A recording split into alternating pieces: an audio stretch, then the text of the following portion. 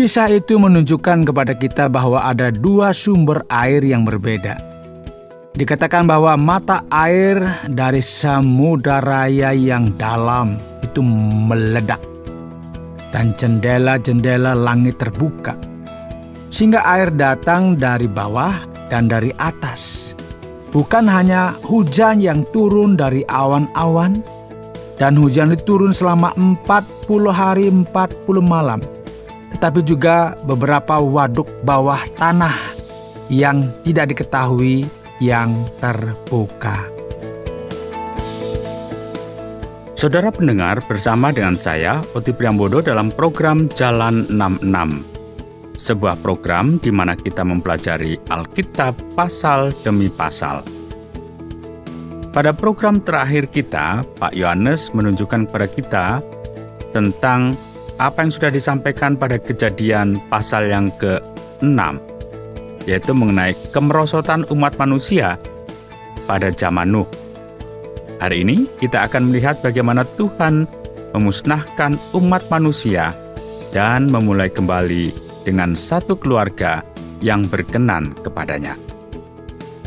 Melalui badai yang besar yang tercatat dalam Kitab Kejadian pada pasal yang ke-7 dan yang ke-8. Tema kita kali ini adalah tsunami atau banjir terbesar yang pernah ada. Puji Tuhan, masih diberi kesempatan untuk kita belajar kebenaran firman Tuhan, dan bagi saudara yang setia mengikuti program Jalan 66 ini, biarlah Tuhan selalu memberkati kita. Saudara, kita telah melihat pasal 6 dari kitab Kejadian, dan Tuhan sedang mengumumkan kepada umat manusia melalui Nuh bahwa akan ada banjir besar yang melanda bumi ini. Dan kita tahu bahwa Tuhan memberi perintah kepada Nuh untuk membuat sebuah kapal yang besar yang bisa menampung keluarganya dan juga hewan atau binatang yang berpasangan. Saudara, sekarang kita akan masuk di Kejadian pasal 7 dan 8. Kita melihat penjelasan tentang banjir besar ini, yang kita katakan mungkin tsunami yang terbesar yang pernah ada. Ya, banyak orang masih ingat ada tsunami yang melanda kita di Indonesia itu tahun 2004 ya.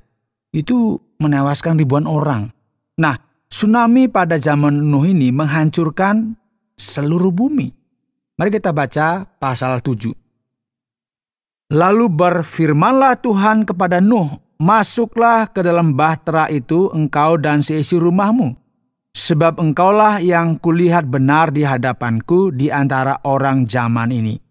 Dari segala binatang yang tidak haram haruslah kau ambil 7 pasang, jantan dan betina, tetapi dari binatang yang haram 1 pasang, jantan dan betinanya. Juga dari burung-burung di udara 7 pasang, jantan dan betina, supaya terpelihara hidup keturunannya di seluruh bumi. Sebab 7 hari lagi aku akan menurunkan hujan ke atas bumi 40 hari 40 malam lamanya. Dan aku akan menghapuskan dari muka bumi segala yang ada yang kujadikan itu. Lalu Nuh melakukan segala yang diperintahkan Tuhan kepadanya. Nuh berumur 600 tahun ketika air bah datang meliputi bumi. Masuklah Nuh ke dalam bahtera itu bersama-sama dengan anak-anaknya dan istrinya dan istri anak-anaknya karena air bah itu. Dari binatang yang tidak haram dan yang haram, dari burung-burung dan dari segala yang merayap di muka bumi. Datanglah sepasang mendapatkan Nuh ke dalam bahtera itu jantan dan betina, seperti yang diperintahkan Allah kepada Nuh.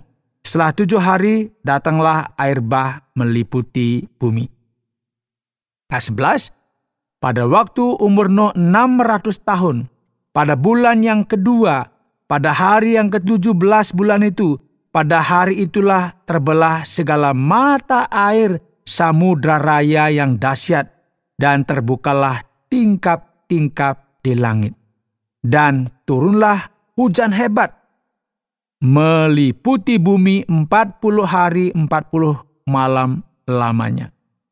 Pada hari itu juga masuklah Nuh serta Sem, Ham dan Yafet, anak-anak Nuh dan istri Nuh, dan ketiga istri anak-anaknya bersama-sama dengan dia ke dalam bahtera itu.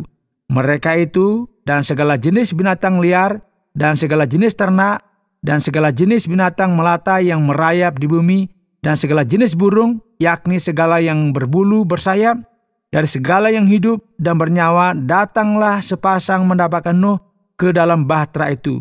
Dan yang masuk itu adalah jantan dan betina dari segala yang hidup, seperti yang diperintahkan Allah kepada Nuh.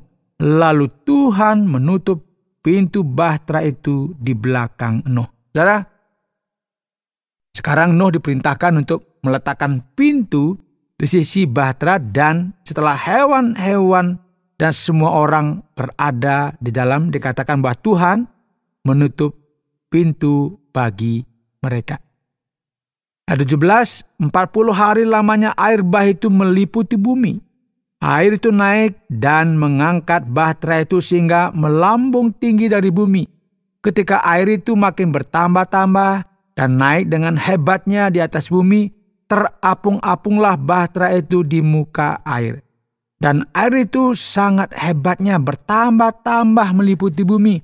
Dan ditutupinyalah segala gunung tinggi di seluruh kolong langit. Sampai 15 hasta di atasnya bertambah-tambah air itu, sehingga gunung-gunung ditutupinya. Ayat 21, lalu mati binasalah segala yang hidup yang bergerak di bumi, burung-burung, ternak dan binatang liar, dan segala binatang merayap yang berkeriapan di bumi, serta semua manusia. Matilah segala yang ada nafas hidup dalam hidungnya, segala yang ada di darat. Demikianlah dihapuskan Allah segala yang ada, segala yang di muka bumi, baik manusia maupun hewan, dan binatang melata, dan burung-burung di udara, sehingga semua itu dihapuskan dari atas bumi. Hanya Nuh yang tinggal hidup, dan semua yang bersama-sama dengan dia dalam bahtera itu. Dan berkuasalah air itu di atas bumi 150 hari lamanya. Mari kita sambung sekarang di Kejadian pasal yang ke-8. Tetapi Allah mengingat Nuh dan segala binatang dan ternak yang bersamanya di dalam bahtera. Ini bukan berarti Allah telah melupakan Nuh. Perlu diingatkan ya, bukan berarti oh ya aku lupa tentang kumpulan orang di dalam bahtera. Melainkan ia tidak pernah melupakan mereka sepanjang waktu. Ia mengingat tujuannya untuk mewujudkannya. Ia mengingat firman-Nya untuk menggenapinya. Ia juga mengingat mereka yang adalah miliknya. Ingat, dia tidak pernah membuat kita keluar dari pandangan atau pikirannya. Dan dikatakan, Tuhan membuat angin bertiup di atas bumi, dan air pun surut. Mata air samudra raya dan jendela-jendela langit ditutup. Hujan dari langit berhenti. Dan air terus-menerus surut dari bumi. Pada akhir 150 hari air telah surut. Dan pada bulan ke-7, pada hari ke-17 bulan itu, bahtera kandas di pegunungan Ararat. Ya, Gunung Ararat berada di wilayah Turki saat ini ya. Yang tentu saja masih ada sampai sekarang. Nah, ayat 5, dan air terus surut sampai bulan ke-10. Pada bulan ke-10, pada hari pertama bulan itu, puncak-puncak gunung terlihat. Sesudah lewat 40 hari, maka Nuh membuka tingkap yang dibuatnya pada bahtera itu. Lalu ia melepaskan seekor burung gagak, dan burung itu terbang pulang pergi, sampai air itu menjadi kering dari atas bumi.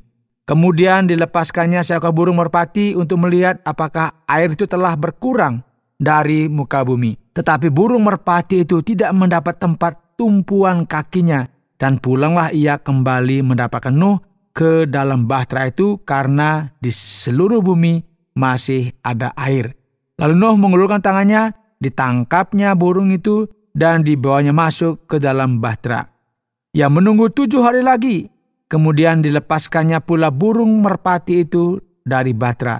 Menjelang waktu senja, pulanglah burung merpati itu mendapatkan Nuh, dan pada paruhnya dibawanya sehelai daun zaitun yang segar. Dari situlah diketahui Nuh bahwa air itu telah berkurang dari atas bumi. Selanjutnya ditunggunya pula 7 hari lagi, kemudian dilepaskannya burung merpati itu. Tetapi burung itu tidak kembali lagi kepadanya. Jadi Nuh tahu saudara bahwa tidak akan lama lagi sebelum dia dan semua penumpang di dalamnya bisa turun. Ayat 13, dalam tahun ke-601, dalam bulan pertama pada tanggal 1 bulan itu, sudahlah kering air itu dari atas bumi. Kemudian Nuh membuka tutup bahtera itu dan melihat-lihat. Ternyatalah muka bumi itu sudah mulai kering. Dalam bulan kedua, pada hari yang ke-27 bulan itu, bumi telah kering. Lalu berfirmanlah Allah kepada Nuh, keluarlah dari bahtera itu engkau bersama-sama dengan istrimu, serta anak-anakmu dan istri anak-anakmu. Segala binatang yang bersama-sama dengan engkau, segala yang hidup, burung-burung, hewan, dan segala binatang melata yang merayap di bumi, suruhlah keluar bersama-sama dengan engkau, supaya semuanya itu berkeriapan di bumi serta berkembang biak dan bertambah banyak di bumi. Lalu keluarlah Nuh bersama-sama dengan anak-anaknya dan istrinya dan istri anak-anaknya, segala binatang liar, segala binatang melata, dan segala burung semuanya yang bergerak di bumi, masing-masing menurut jenisnya, keluarlah juga dari bahtera itu. Dan mereka melakukan apa yang diperintahkan. Saudara, mereka memenuhi bumi lagi. Dan Anda dan saya adalah keturunan salah satu putra Nuh itu. Puji Tuhan ya. Ayat 20. Lalu Nuh mendirikan mezbah bagi Tuhan. Dari segala binatang yang tidak haram. Dan dari segala burung yang tidak haram. Diambilnyalah beberapa ekor. Lalu ia mempersembahkan korban bakaran di atas mezbah itu. Ketika Tuhan mencium persembahan yang harum itu, berfirmanlah Tuhan dalam hatinya, aku takkan mengutuk bumi ini lagi karena manusia, sekalipun yang ditimbulkan hatinya adalah jahat dari sejak kecilnya, dan aku takkan membinasakan lagi segala yang hidup seperti yang telah kulakukan. Selama bumi masih ada, takkan berhenti-henti musim menabur dan menuai, dingin dan panas, kemarau dan hujan, siang dan malam. Saudara, jika kita tidak menerima penilaian Allah tentang kondisi manusia sebagai kejahatan sejak mudanya, kita tidak akan pernah disembuhkan. Kita harus mengakui situasi kita. Seseorang yang tidak merasa perlu diselamatkan dari kejahatannya, tidak akan pernah lari kepada Kristus untuk meminta pengampunan dan penebusan. Sekarang, silakan tanyakan pada diri sendiri, jika Nuh mendesak Anda untuk ikut dalam bahtera bersamanya akan terhindar dari penghakiman Allah, apakah Anda mau menerima undangan itu dan pergi dan masuk dalam bahtera Nuh? Anda sedang mendengarkan Jalan 66 dalam rangkaian pembahasan Kitab Kejadian pasal yang ke-7 dan yang ke-8 yang telah dijelaskan oleh Pak Yones dengan tema tsunami atau banjir terbesar yang pernah ada. Kisah Alkitab tentang dunia sebelum banjir Nuh dan bagaimana Allah memelihara keluarga Nuh dan semua hewan di dalam bahtera hingga air surut. Saatnya kita masuk pada sesi tanya jawab dan ada pertanyaan yang disampaikan kepada Pak Yohanes. Peradaban lain memiliki kisah tentang banjir. Pertanyaannya, apakah kisah Alkitab tersebut diambil dari kisah tentang peradaban lain, Pak Yohanes? Oh tidak ya, mungkin sebaliknya ya. Banjir itu mungkin telah dicatat oleh Musa sebelum kisah-kisah lainnya tertulis. Ini jangan dibolak-balik ya. Kadang-kadang orang suka membolak-balik fakta. Inilah cara terjadinya yang diasumsikan. Kadang-kadang orang berpikir di belahan bumi ini memiliki cara mereka sendiri dalam mencatat banjir tersebut. Tetapi banjir itu memang tsunami terbesar yang pernah ada. Dan bisakah kita tahu pasti, Pak Yohanes, bahwa banjir itu melanda seluruh dunia? Lantas, apakah kita tahu bahwa itu bukan hanya peristiwa regional? Ya, karena ada fosil laut ya yang ditemukan dan difoto di Gunung Everest di Himalaya, puncak tertinggi di dunia.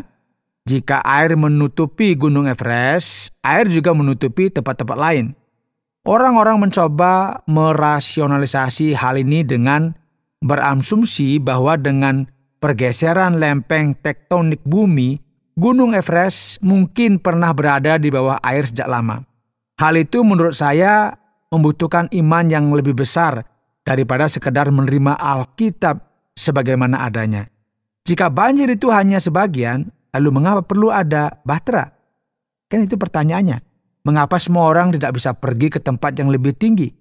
Lagi pula, ada lebih dari 200 kisah tentang banjir yang ada di muka bumi ini, di berbagai tempat. Jadi ini semakin membuktikan bahwa banjir itu benar-benar terjadi. Kalau tidak, ya tidak akan banyak orang juga yang membicarakan terkait dengan banjir ini di berbagai tempat. Mereka pasti sudah mendapatkan kabar dari Nuh dan ketiga putranya karena tidak ada saksi lain yang masih hidup, ya kan? Nah, masing-masing kelompok menceritakannya dalam versi mereka sendiri dan mengadaptasinya ke dalam konteks agama dan budaya mereka, dan itu nggak masalah ya. Tujuan program ini hanya untuk melihat apa yang dikatakannya. Kita hanya kebetulan percaya bahwa Alkitab itu benar dan akurat. Bukan hanya tentang banjir Nuh, tetapi dalam semua yang dikatakannya. Pak Yohanes, ada yang membaca kisah ini dan bertanya bagaimana mungkin Tuhan yang penuh kasih akan memusnahkan segala sesuatu yang telah diciptakannya, kecuali sedikit. Ya, ini kadang-kadang kita berpikir seperti itu ya. Tapi kita harus menyadari bahwa Tuhan yang baik dan penuh kasih tidak dapat hidup berdampingan dengan yang disebut dengan kejahatan. Tidak dalam jangka panjang begitu ya. Dia dapat menoleransinya untuk sementara waktu, tetapi tidak untuk selamanya. Dan Dia sebagai Sang Pencipta merupakan hakim terbaik atas apa yang baik dan buruk di alam semesta ciptaannya. Dan Dia sebagai Sang Pencipta juga merupakan hakim terbaik atas apa yang baik dan buruk di alam semesta ciptaannya. Manusia bodoh berpikir ia dapat menetapkan aturan dan menghakimi Tuhan yang Maha Kuasa. Padahal sebenarnya sebaliknya. Dan kita harus ingat ya, tidak dapat melarikan diri dari keadilannya.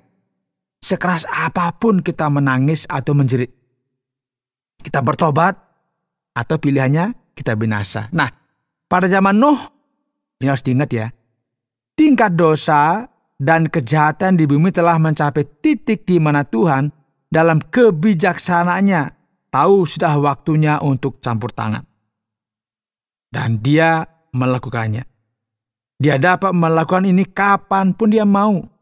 Dia tidak sering melakukannya. Namun perhatikan juga, ketika Dia mendatangkan penghakiman yang dahsyat, Dia selalu meninggalkan sisa-sisa orang yang selamat untuk melanjutkan. Nuh dan seluruh keluarganya diselamatkan dari banjir yang hebat itu. Namun mereka juga terlindungi dari dominasi generasi yang sesat dan berdosa itu. Atau Nuh bisa juga dibunuh. Dan kemudian tidak akan ada lagi orang benar di bumi. Jadi banjir itu adalah kabar buruk bagi orang yang berdosa, tetapi kabar baik bagi Nuh. Dan karena Allah telah menyelamatkannya, dan kita di sini untuk menyampaikan kisahnya. Dari mana semua air itu berasal? Rasanya mustahil hujan saja bisa memenuhi bumi hingga menutupi pegunungan. Ya, kisah ini menunjukkan kepada kita bahwa ada dua sumber air yang berbeda ya. Dikatakan mata air dari Samudra Raya yang dalam begitu ya, meluap, meledak, kemudian tingkap-tingkap langit terbuka. Sehingga air datang dari bawah dan dari atas, bukan hanya hujan ya yang turun dari awan-awan, gerimis hujan. yang terus-menerus selama 40 hari, 40 malam. Tidak seperti itu. Tetapi juga beberapa tempat begitu ya dari sumber-sumber air bawah tanah yang tidak diketahui itu ikut terbuka. Jadi dari atas, dari bawah. Jadi cepat sekali. Ingat ya, dalam kisah penciptaan sebelumnya di kitab Kejadian yang menceritakan kepada kita tentang air yang berada di atas cakrawala, atmosfer ya, dan juga air yang berada di bawah cakrawala. Jadi Tuhan menciptakan air secara harfiah datang dari mana-mana, baik dari atas maupun dari bawah. Ini sangat-sangat dahsyat ya. Tapi bayangkan betapa besarnya proyek ini. Sebuah kapal kayu raksasa yang cukup besar untuk menampung banyak hewan, seperti kebun binatang terapung. Ya tentu ya, ini sepertinya semuanya mustahil ya. Bagaimana bisa dikerjakan proyek yang begitu besar ini? Ya, jika Tuhan tidak memberikan Nuh dan putranya pengetahuan tentang pembuatan kapal, nggak mungkin. Dan jika Tuhan tidak mengumpulkan hewan-hewan berpasang-pasangan, datang dari berbagai tempat, pasti berapa waktu yang digunakan untuk sampai ke sana. Dan ini nggak mungkin pernah terjadi. Jadi ini mustahil sebenarnya. Tetapi inilah Tuhan kerjakan dengan kuasanya yang luar biasa melalui kehidupan Nuh. Dan ketika air surut, kemana perginya? Tidak ada sumbat pembuangan. Ya ini benar ya. Ketika sudah surut ini kira-kira kemana airnya ya? Ini jangan-jangan langsung hilang gitu. Ya mungkin sebagian meresap ke dalam tanah, tetapi juga terjadi penguapan ya. Ini apa ya pemikiran kita. Tapi kan kita tahu bahwa hujan belum pernah turun sebelumnya. Sebelumnya tidak ada angin ya. Dikatakan Tuhan menciptakan angin bertiup di atas air yang menyebabkan sebagian besar air menguap menjadi awan. Sebelumnya dalam kitab Kejadian dijelaskan tentang kanopi air yang luas di atas langit. Jelaslah bahwa air ini diturunkan untuk menyebabkan banjir.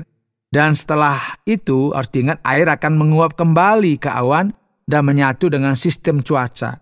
Ingat, ada banyak hal yang tidak diceritakan dalam Alkitab tentang banjir ini. Dan pemahaman kita tentang hal-hal ini terbatas. Tetapi kita dapat mempercayai apa yang telah dijelaskan di dalam Alkitab ini.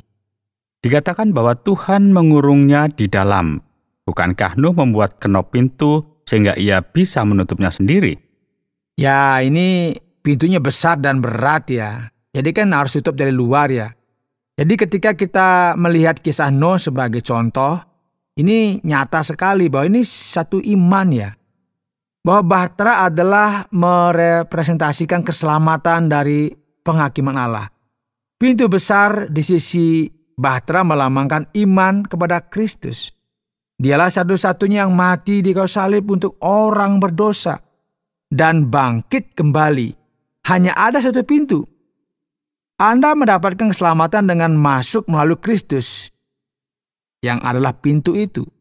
Anda tidak dapat melubangi sisi bahtera dan masuk melalui pintu itu. Ya, kita buat pintu sendiri nggak bisa ya. Ini pintu sudah dibuat.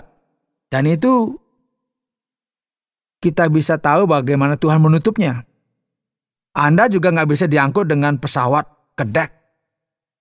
Tidak ada cara untuk menyimpan barang. Anda harus masuk melalui pintu. Keluarga Nuh dan semua hewan harus masuk melalui pintu itu. Dan pada waktu yang ditentukan setelah semua orang yang naik ke bahtera berada di dalamnya, Tuhan menutup pintu itu. Dan dia tidak membukanya lagi sampai semuanya selesai. Kita harus datang kepada Tuhan selagi pintu masih terbuka.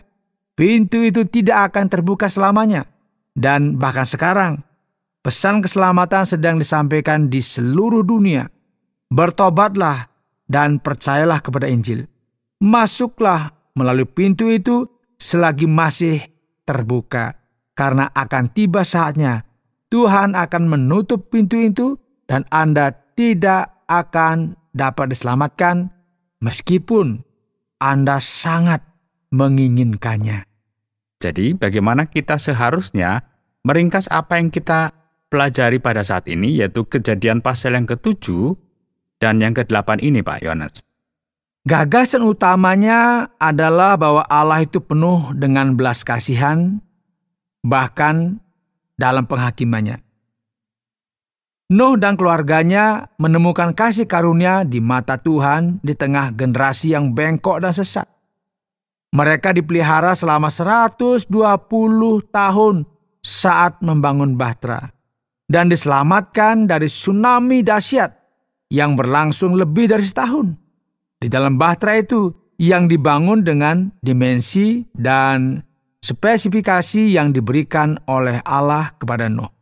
Bahtera itu dibangun dengan baik dan dilapisi agar kedap air. Bahtera itu mengapung dengan baik dan ukurannya pas untuk menampung semua orang di dalamnya.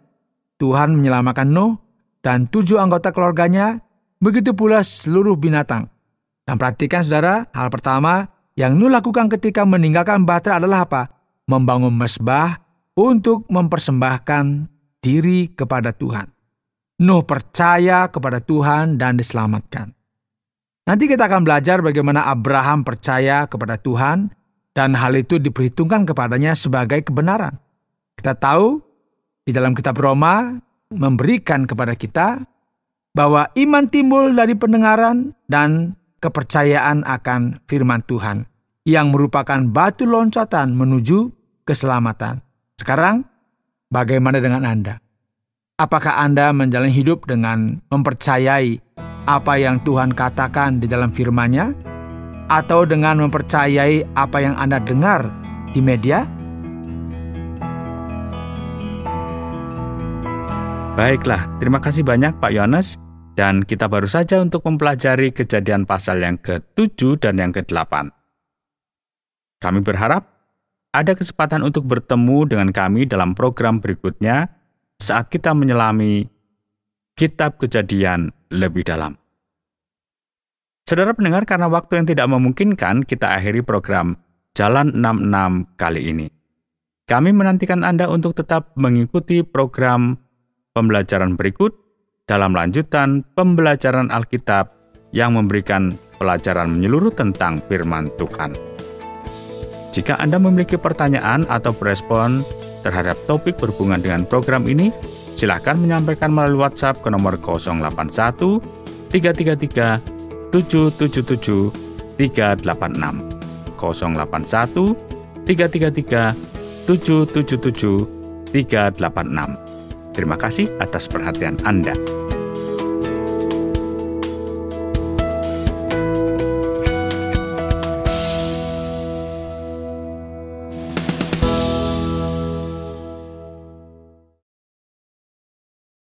Terima kasih Anda sudah mengikuti program kami. Jika Anda diberkati, jangan lupa like, komen, dan share supaya Anda tidak ketinggalan setiap program terbaru kami. Jangan lupa juga untuk subscribe channelnya dan nyalakan loncengnya. Jika Anda ingin mendukung pelayanan kami, bisa melalui rekening kami berikut ini atau menghubungi kami di sini.